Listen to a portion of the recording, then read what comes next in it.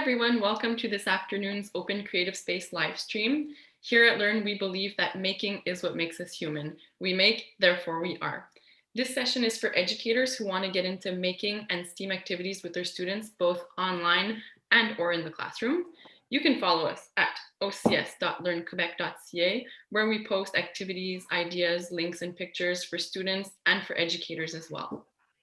So today we will be exploring balance. I'm here with my colleagues, Chris Colley and Craig Bullitt. They'll be doing some demoing for us and sharing some really cool things to try out with your students.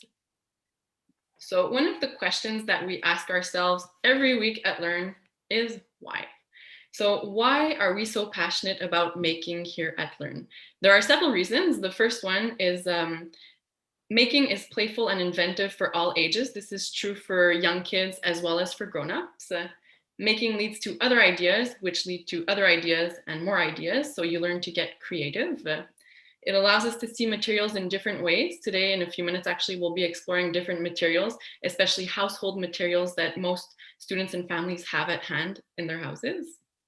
Making allows to experiment with a diversity of solutions. So in other words, you're not just finding the one best way to do something, you're finding several ways to succeed.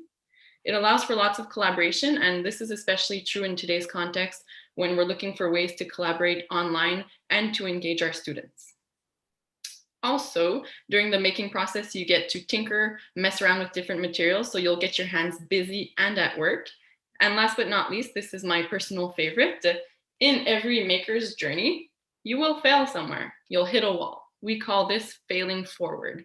And failing forward leads to problem solving. So these two go together. It's actually going to be the focus of our section today, how to fail forward. And with the younger students, I like to call failure the beautiful oops.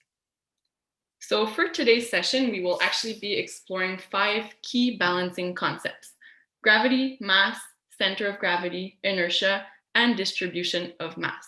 So without further ado, let's go explore with Chris.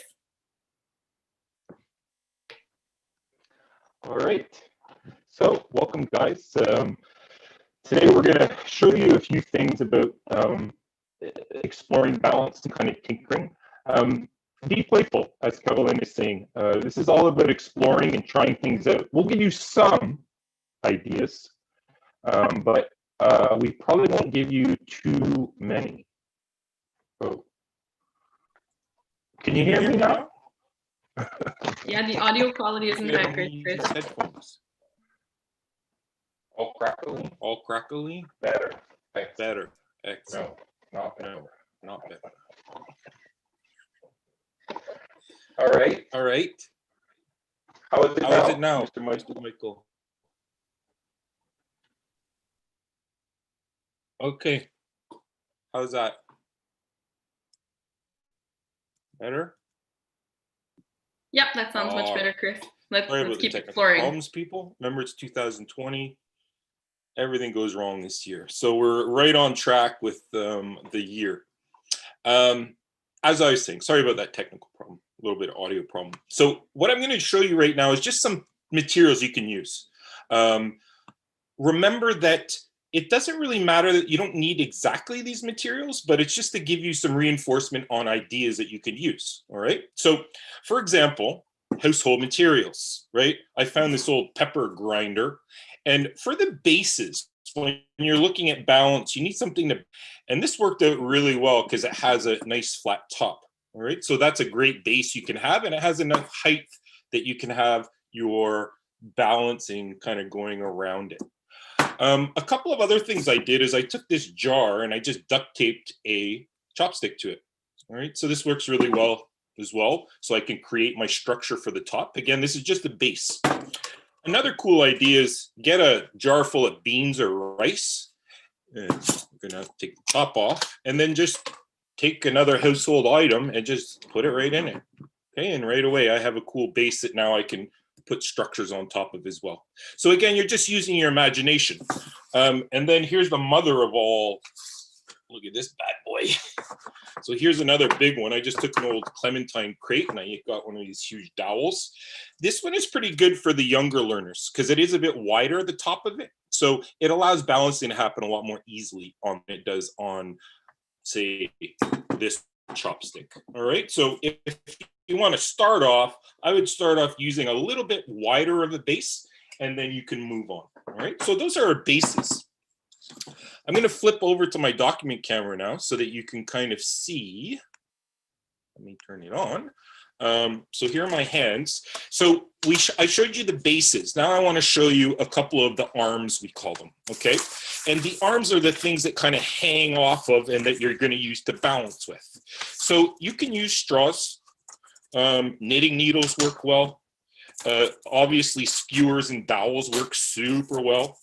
Wire works super well. I've used chopsticks as well. This one I kind of attached it together, which works really well. All right, so tons of different kinds of bases. I really like toothpicks as well. Those work really well. And then different size skewers also is really cool. All right, so you can have a whole bunch of variety of materials that you can use for the arms, I call these. All right, and I'll show you, we're going to actually do one and Craig's going to demo one as well. All right, so there are your arms. Now, we also need attachers, right? We need things that attach our arms to the mass that we're going to put on them, all right? So a couple of the things that we can use is, first of all, plasticine works super well, all right? And here's a little example, is I took one of the arms, I took one of the arm ones, so basically a skewer, and I put some beads on, and then I closed it off with a bit of plasticine at the end, so that my beads don't fall off when I'm trying to balance it, right? It works super well that way. Okay, so a little attacher is a good idea for plasticine. Some other ones, here's a carrot. So what I did is I just cut a carrot up, and this allows me now to kind of put in my skewers and create something that I can start to make something balance on. All right, so I create a structure like this, and now I can put my carrot on the point, and then I can add things to the end if I want, different kinds of materials. I could also use an orange if I wanted to, right? Any kind of fruit where I'm creating, and then I could balance the fruit, for example. Here's my peppercorn. I could balance it on top of it if I had some skewers in place. So I'm going to build one for you in a minute once I finish showing the materials. So vegetables are really good, especially the hard root vegetables to kind of attach things to. Really good. Another thing you can use for attaching is clips. All right, these are great to use, and I think Craig has a demo of how he uses his clips to attach things. So again, this is another way that I can attach things. And then I could also use wire if I wanted to. All right, or you can create some kind of attachment onto it. Works super well. All right, so there's some wire, and then the mass. All right, what do I put on the ends of these things like I did here with the beads? What are some other materials I could use? Well, lots of materials. I could use a balloon if I wanted to. Those are fun to use, and I can hook that right onto one of the dowels. My kids love these, is the gummies. These are great to hook on because I can skewer them onto my skewers, and I could put a whole series of colors if I want, and those could be balanced. These are my arms again that I'm putting mass on the end so that we can get some kind of weight balance going on. So there's some other ideas. And then it's really whatever you have in your house, right? I found a little propeller I could use if I wanted to. I've used these hoops that are really cool. These are just old curtain hoops that I've used. I could use different kinds of buttons if I want. Buttons are really fun to use as well for the mass. I've kind of showed you already a little bit about the beads as well that we have. So again, the materials is whatever you have available to you, but explore. I mean, that's the great thing, trying to maybe interact these materials to see if they can't make something balance out. I'm going to throw this back over to Caro, I think, and or to Craig, and he's going to actually get into some creations that he's made. All right, awesome, Chris. I like the idea of the gummy bears. I don't think that would work for me though, because I would probably eat them all. And I liked how you used so many different materials that are available in your house. Like everyone has this at home. carrots, chopsticks, go in your recycling, go in the kitchen. There's cardboard everywhere. So there's lots of materials that are available for students. And if we bring it back to the focus of our session, which is failing forward, I just want to show you that here Chris was exploring materials, and while he was manipulating them and getting comfortable with these materials, he probably failed a few times. Maybe the orange wasn't such a great connector as the carrot was. So failure should not make you feel bad when you are exploring different concepts, in this case, balance. You might fail about 25 times before being able to make something balance. And you have to work towards normalizing failure for your students and seeing this as a step towards success. So Chris probably didn't succeed the first time when he was trying to balance things after exploring all of these materials. You'll see later on in the sessions, Craig and Chris will explore, manipulate, run tests with the different materials. And at the same time, they are exploring those 5 concepts of balance. So each time you'll see they're going to ask themselves questions. They're going to develop a better understanding of the concepts by manipulating the materials and playing around. And over time, they will develop a keen sense of problem-solving skills. So get creative, find materials all over your house. Don't be afraid of trial and error, because it's all part of problem solving and succeeding. So all of these fails that you will run into, or these beautiful oopses, help you succeed. Now, making makes the curriculum come to life. In terms of the curriculum, we have lots of curriculum connections. As usual, there's science and technology, mathematics. If you go on our blog, ocs.learnquebec.ca, you'll see we also made connections with the arts. So science and technology-wise, we're going to touch systems and interaction, forces and motion, matter, techniques and instrumentation. As for mathematics, we're going to touch a lot of geometry, solids, lengths, and masses.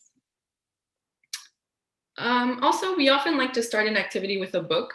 A book acts as a stimulus for creation. It often gives you ideas, it triggers your imagination, and it places you in a specific mindset. It works great with the little ones as well as with grown-ups. And I want to just quickly share a book that I like to use to introduce balance. Maybe you've heard of it. It's called The Balancing Act by Stoll Walsh. So in this story, there are 2 frogs who make a seesaw out of a rock and a stick, which are great outdoor materials that students can find in their backyard, in the schoolyard, at the park. They might have to dig a bit in the snow these days, but they're accessible. So they are learning to balance on their seesaw. What happens when more frogs want to join in on the seesaw fun? So they're learning center of gravity and mass. And finally, there's one big bird who comes along and he wants to play too. So that's when things get interesting. So let's actually go take a look at seesaws and mobiles with Craig.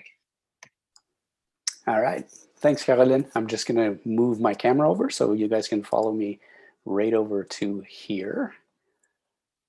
And there we go. So I just want to show you some of the materials that I used to make my seesaw, and I'll show you how that works. So that I just used some leftover lumber. You can see that there. There's some nails that you may or may not be able to see. A measuring tape, of course, or rulers. And I used weights in this case, but something to think about. I'll just show you here. Use whatever you have, especially distance learning, right? So I'll hold that up to the camera.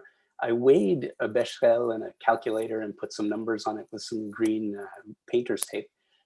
Just to identify how much they weigh and so on, but use whatever you have available. It doesn't have to be as complicated as the stuff I'm showing here with this wood. And for the mobile, I used a coat hanger, pretty straightforward. You would have that around the house, and some pliers, plastic containers that you see there, and the binder clips that Chris talked about before. And then a paper towel holder. This paper towel holder came in perfect as a vertical stem for me to balance things on. So that's that. And something to remember, just these are prototypes, right? So they're not perfect. They're good enough to experiment with. And I could learn about balance in a hands-on way. And that's the whole idea. We don't have to spend too much time making everything perfect, provided it's somewhat functional, and then we can learn from that.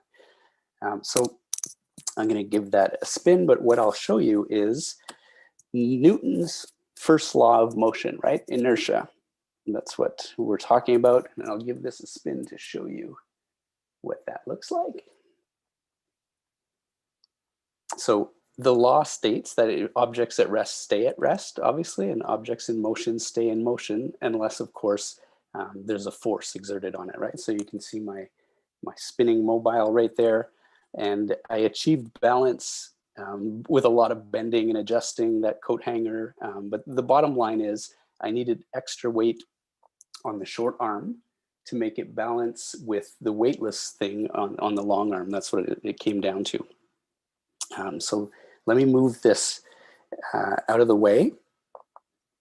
And I'll take this mobile down and show you the seesaw. I'll move my coat hanger out of the way as well. And let me just move the weight, a little bit of setup. So there you go. Whoa. All right, so you can see what's happening there. I'm using the block here as my fulcrum, right? And I'll mention what that is afterwards. If I wanted to be more precise, I would have used the nails over here that you can see. I can get more precision with that, but for the purpose of this exercise, I'm going caveman style. So big chunky block, that's my fulcrum.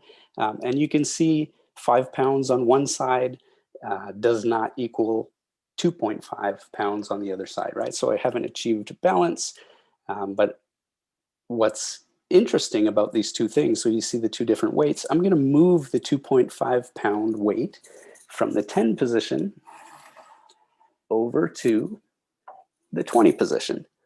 And then you can see what happens there. I obtained balance based on moving the weight away from the fulcrum, right? As I moved weight, a lighter weight away from the fulcrum, I managed to balance it with a heavier weight. And the idea is half the weight is twice the distance away from the fulcrum, right? For that balance to happen. So here's something too. I mean, I would throw out a challenge to my learners or my students out there. I'm going to add an extra 2.5 pounds on the side here. Let me drop that down there, and lo and behold, it doesn't work, right? So perfect opportunity for a challenge. I would throw this out to my students saying, what's going on here? I put 2 times 2.5 pounds on the left-hand side, 5 pounds total. I have 5 pounds total on the right-hand side, and yet they don't balance. So what's going on with this? So my challenge to the students, I would throw out there is saying, explain the results. What just happened there? And then maybe to deepen that, I would throw a deeper question to them saying, find 2 ways to balance these 2.5 weights with that 5 pound weight. Find me 2 ways to represent that on this same scale, on this seesaw. So that's a challenge we can throw out. And you can see here, hopefully, the idea, that's where my fulcrum comes back in, because now we're learning about the importance of the fulcrum, right? The location of that.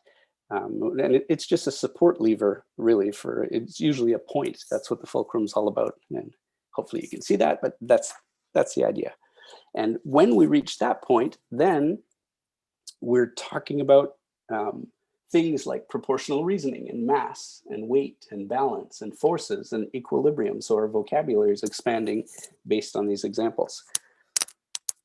And maybe one last thing I'll leave you with is these guys, Physics Education Technology, known as PhET, have an amazing simulator online. So if you are teaching remotely, or even if you're not, if you're in a face-to-face session, you could still go online and try out this. It's amazing. And the Seesaw simulator is excellent on there. That's what I based my physical model on in the background. And that's it. And the link to PhET, actually, I should tell you, the link to that will be in this live stream. You'll be able to access that afterwards. So let me pass it back to, I think Caroline's going to tie that all together and then move it back to Chris. Yeah, thank you, Craig. I think you're probably one of the last people who actually have a real paper bécherel at home. So that's a fun idea of a material to use. I like that you talked about prototyping in the same sense of failing forward. It doesn't have to be perfect the first time. You are prototyping, you're observing what you're doing, what's not working, and you're exploring the different concepts at the same time. I also like those reflective questions that you would ask your students. That's something we're going to mention a little later on. So you don't have to just reflect at the end as a debrief. You can also bring your students to reflect during the prototyping process. So thank you, Craig, for that awesome demo. Let's pass it on to Chris now, who is going to show us homo-polar motors and assemble a quick balance. Yes. Well, welcome back, guys. So with the materials, Okay, here we go. So you can see nice. I want you to see the area. Because we're going up, using a document camera is not the best because you're looking down on it. So this is a much better view. So here's my base that I created. Remember, just a chopstick flipped over. And I have a couple of ones that I've kind of put together here for us. So assembling them, you can really get creative. This one's just made out of gummies, all right? So what I did is I took some toothpicks and I just laced some gummies through. This will get your kids wanting to do it because they get to snack on them a little bit. And then we're just kind of trying to balance it out a little bit, okay? So you can kind of see too the inertia a little bit. So things that I kind of started motion with it, so it wants to keep going in motion, but you can play around with a lot of different materials. So I made one like that. I tried another one with wire. So I just curved some wire and I made a pivot point, or the fulcrum as Craig was describing. And now I can slowly try to, now remember, you're gonna fail a lot on this. Well, maybe not fail so much, but there you go. Okay, and you can see right away as I took my hands off, it just wants to start turning because it was already starting to have motion behind it because my hands weren't very still. Now, another thing, so this you could do with tons of stuff, right? Here's another example. I just put some foam shapes and again, I just have to balance it, right? And again, look, as soon as I put it on there and it starts to, I move my hands, that inertia starts coming, but you can see they're pretty well balanced, right? Now, a couple of other things I want to show you. So making one with a carrot is really cool because I can just jam in all my dowels. So I can have my materials on the end of it, and then I can just start putting in some different kinds of materials, right, to balance it out. I didn't, oh, look at that, first shot. All right, now you can see the carrot's kind of flat. I recommend with kids, super great to do it with kids because then they can succeed pretty easily and it keeps the motivation up to keep trying, and you get bigger and bigger. Then you start adding longer ones on, right? So there's lots of different things, different kinds of buttons I could put on, all right? So there's one example of just with household materials, creating these kind of kinetic sculptures. But another one I really love are these homo-polar, I call them engines, but so the materials you need, and these are very kinetic sculpturing. So what they do is they use the magnetic field that these magnets produce, and I use a battery to actually push out the charge so that it influences the wire. So I just put the battery, this is a AA, I'm going to put it right on top of my earth magnets, and then I find my focal point and away it goes. It's pretty cool. Now, I sat down with my daughter for a while and we started making all kinds of different shapes, right, that I could try to use, right? So again, this is a lot of struggle goes on as you're producing these, but they're pretty cool what you can make once it's done. And again, I have my point right here, and then I have to balance the rest of my wire so that it stays up. And it has a pretty good balance, that one. We made another one too, which had these weird arms that kind of expanded out. And one last thing before I go is, remember I showed you this bad boy. This is a really good structure to set up for the younger kids, our younger learners. They'll get into this really easily because, again, you have this wide surface area. So what I would have them do, for example, is start to, for example, balance your shoes, right? We know they're the same weight because it's a pair of shoes. And then they would have to take, you know, like another paper roll, put one shoe on each side, and then try to balance it on the top of it. It's a way to kind of get started with things. And then you can expand. So what I did is I took that same concept with the shoes, and then I started adding different things to it. So different kinds of arms. And so I just kind of laced, this is just foam paper that I poked through the skewers and made kind of this weird antenna kind of thing. And it's really amazing when you put the shadow on here, right? If you get some light going on here, it creates a beautiful shadow. And then the last thing I made is I wanted to try with straws too. So I used these straws to kind of hook up, and I cut out some various shapes with cardboard and I attached them on, and then I tried to balance this out, which was a lot of fun as well. So lots of ideas for you guys to try. Again, you have all this stuff at home. It's just a matter of getting it out and balancing away with your kids. Back to you, Caroline. Awesome. Thanks for those great ideas, Chris. I like the variety and the diversity of materials. It also letting your students choose the materials develops agency too. So they have an idea in mind and let them choose their materials. Don't you could suggest a list, but let them choose the materials they want to use for their creations. So finally, one of the ways we connect curriculum to what the students are doing is through reflective questioning and discussions. Like I mentioned a few minutes before, questions help solidify curriculum ties. So this can be done individually during the activity, or it can also be done as a whole group debrief after the activity. And it's also good to refer to other things that your students have done to connect the various dots. Some examples of questions you could ask with balance could be, what did you learn about balance and center of mass? How did gravity influence mass and balance? Is it easier to balance a lighter mass or a heavier mass, and why? And last but not least, what makes some of the objects start to spin on their own? So today we focused on failing forward, which leads to problem solving, how failing leads to problem solving, which eventually leads to success. And learning from failure or mistakes is important because you never get an idea to articulate perfectly the first time. Failure is just a beautiful oops. That is it for us today. Join us for our next Open Creative Space live stream. We are going to take a deep dive into stop motion. So join us January 15th, 2021 at 2 p.m.